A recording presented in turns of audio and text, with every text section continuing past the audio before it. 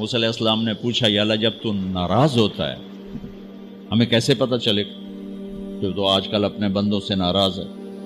تو اللہ تعالیٰ نے فرمایا جب میں ناراض ہوتا ہوں حکومت بے وقوفوں کو دیتا ہوں، اجعل الملک فی صفہائہم، حکومت بے وقوفوں کو دیتا ہوں، والمال فی بخلائہم، اور پیسہ بخیلوں کو دیتا ہوں جو ذرا گن گن کے خوش ہوتے رہیں، اور بارشیں بے وقت کرتے ہیں، بارشیں بے موسم کی ہو جاتی ہیں، پیسہ بخیلوں کے پاس، حکومت نکموں کے پاس۔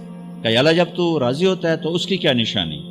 کہ اس کی نشانی یہ ہے کہ اجعل الملک فی حلمائہم، حکومت سمجھدار اور نیک لوگوں کو دیتا ہوں، والمال فی سمحائہم، اور پیسہ سخیوں کو دیتا ہوں، اور بارشیں وقت پہ کرتا ہوں۔ تو موسیٰ سمجھو میں اپنے بندوں سے راضی ہو چکا۔ تو اطعام الطعام میں اشارہ ہے سخی بنو، سخی بنو۔ اللہ تعالیٰ کی ایک وی آئی پی جنت ہے جس کا نام ہے جنت الفردوس۔ اللہ نے باقی جنتیں بنائیں کن کن کن، جنت الفردوس بنائی اپنے ہاتھوں سے۔ کیا چیز بنائی ہوگی؟ تو اللہ نے کہا وعزتی وجلالی لا یجاورنی فیکی بخیل، اے جنت مجھے اپنے عزت و جلال کی قسم تیرے اندر بخیل نہیں جا سکتا، مرد یا عورت بخیل نہیں جا سکتا، سخی جائے گا، بخیل نہیں جا سکتا۔ بخیل سے اللہ کی دوستی لگ نہیں سکتی اور سخی سے ٹوٹ نہیں سکتی۔ شیطان کہتا ہے میں عبادت گزار اور بخیل ہو تو مجھے کوئی ڈر نہیں لگتا، یہ آپ پہ ہی ماریا جائے گا، ایک دن آپ پہ جا ڈھانا ہے، یہ جو پیسے کی کشش ہے اس کو مار دے گی۔ اور نافرمان سخی سے ڈرتا رہتا ہوں کہ پتہ نہیں کب بخشا جائے، پتہ نہیں کب بخشا جائے، کب سخاوت کو اللہ پسند کر کے چلو پار کرتا۔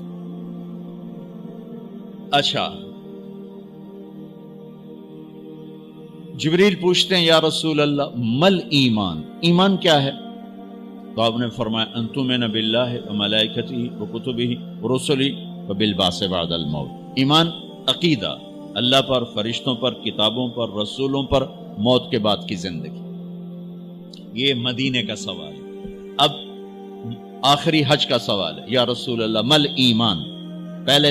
پہلے سوال کرنے والے جبریل ہیں اور یہ سوال کرنے والے عمر بن عبس ہیں۔ یا رسول اللہ مل ایمان، ایمان کیا ہے؟ تو آپ نے کیا جواب دیا؟ الصبر والسماحہ، الصبر والسماحہ۔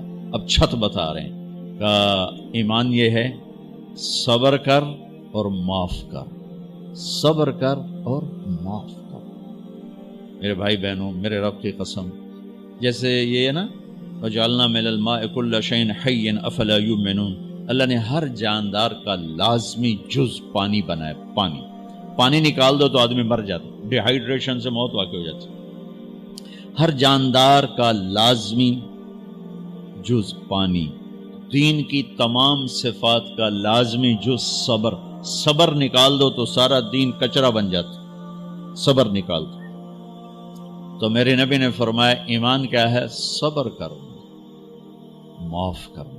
معاف وہی کرے گا جو صبر کرے گا، جسے صبر نہیں آتا اسے معاف کرنا بھی نہیں آتا۔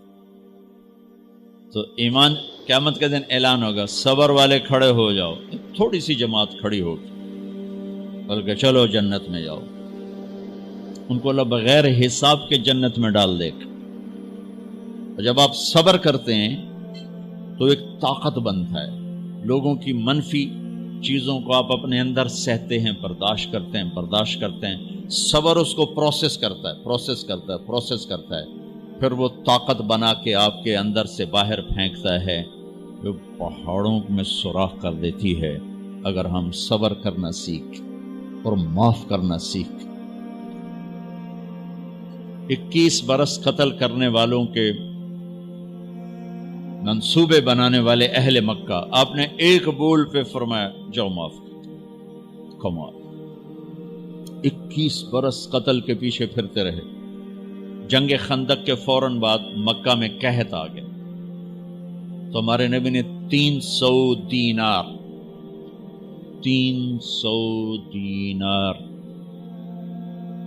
کوئی 10-15 لاکھ روپیہ بنتا ہے، آپ نے مکے میں ابو سفیان کو بھجوایا جو جنگ خندق کا سالار بن کے آیا تھا.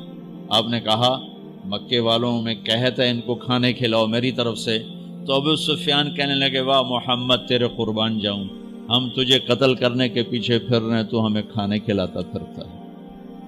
یہ میرے نبی کے اخلاق ہے، میرے نبی کو معاف کرنا ہے. آپ سوئے ہوئے ہیں، آپ کی تلوار اٹھا کر ایک بدو نے آپ کے پسلی میں ماری، آپ اٹھ کے بیٹھ گئے، تو کہنے کا کون بچائے گا، یعنی میں تیار ہو جا. تو آپ نے کہا اللہ.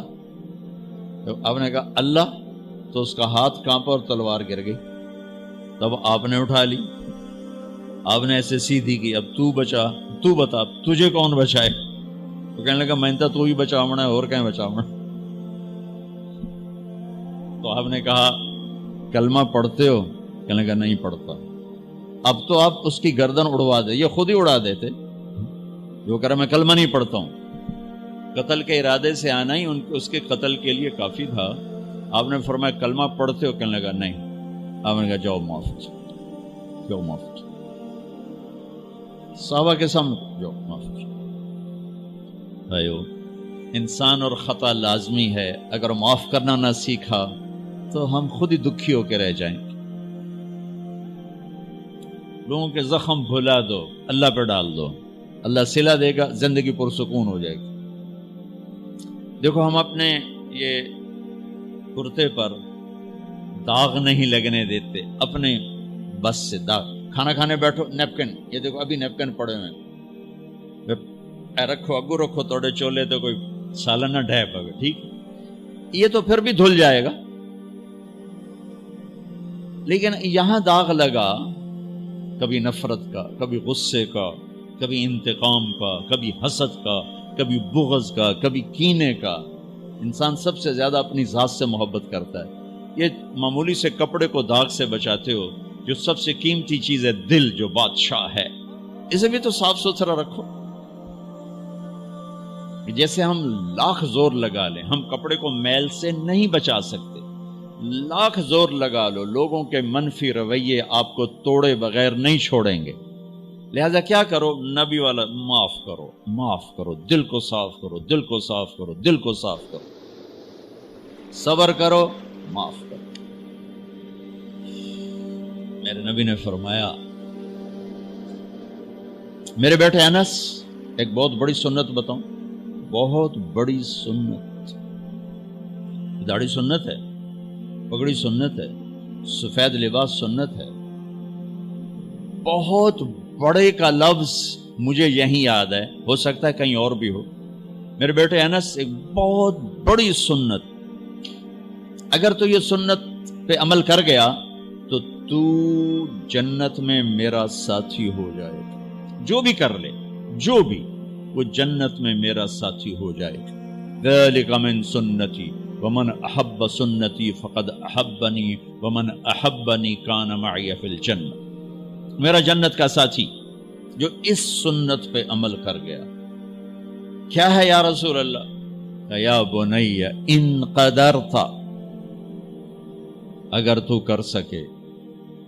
اشارہ ہے کم تنو اوکھا دسن لگا سوکھا نہیں ہے. ان قدرت، اگر تو کر سکے. ان استطاعت، دو لفظات کہ بیٹے کام اوکھا ہے لیکن دیکھو تمہیں ملے گا کیا. جنت نہیں، جنت میں نبی کا پڑوس ملے گا. ایڈا بڑا کام تیرا دیکھو نا، 4-5 لاکھ نالتا اتنے ہوں ایک گز نہیں لبدا تو کوئی بندہ بوجھ پا کے آج لاکھ روپے دا 2000 گز دا بنگلہ لے دیو تو اکثر پاگل خانے گلو ہے. جنت کا مل جانا بھی بہت بڑی بات ہے، پر جنت میں نبی کا ساتھ ملنا کوئی سوکھا کم تو نہیں ہوئے گا، کری تو پسینہ آئے گا. آپ نے فرمایا بیٹے ان قدرتا، زور لگے گا. ان تصبح و تمسیا، ساری زندگی کرنا پڑے گا، ساری زندگی کرنا پڑے گا. داڑھی تو ایک دفعہ رکھ لی ہے، تھوڑی صفائی ستھرائی ہے، لیکن یہ روزانہ کرنا پڑے گا، صبح شام کرنا پڑے گا، ساری زندگی کرنا پڑے گا. اور تو اس میں تھکے گا. کیا ہے؟ وَلَيْسَ فِي قَلْبِكَ غِشٌّ لِأَحَدٍ فَافْعَلْ. صبح و شام اس دل میں کسی کی نفرت نہ آنے دینا، کسی کے لیے بغض نہ آنے دینا، کسی کا کھوٹ نہ آنے دینا، کسی سے کینہ، غش، سارے الفاظ کو اپنے اندر سمیٹے ہوئے. اور میرے نبی کی عجیب بات، لے احد، لے احد، لے احد، کسی بھی انسان، مسلمان نہیں کہا، مومن نہیں کہا، نیک آدمی، نیک عورت نہیں، کسی بھی انسان، لے احدن. آج لے احد 7 ارب انسانوں پہ بولا جا رہا ہے. میرے نبی فرما رہے ہیں میرے بیٹے، دنیا کے تمام انسانوں سے دل صاف رکھنا. کیا ہوگا؟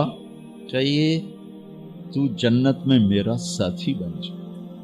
تو بھائیو بہنوں، ایمان کو مکمل کرنا ہے تو صبر کرنا سیکھو، معاف کرنا سیکھو، چپ رہنا سیکھو.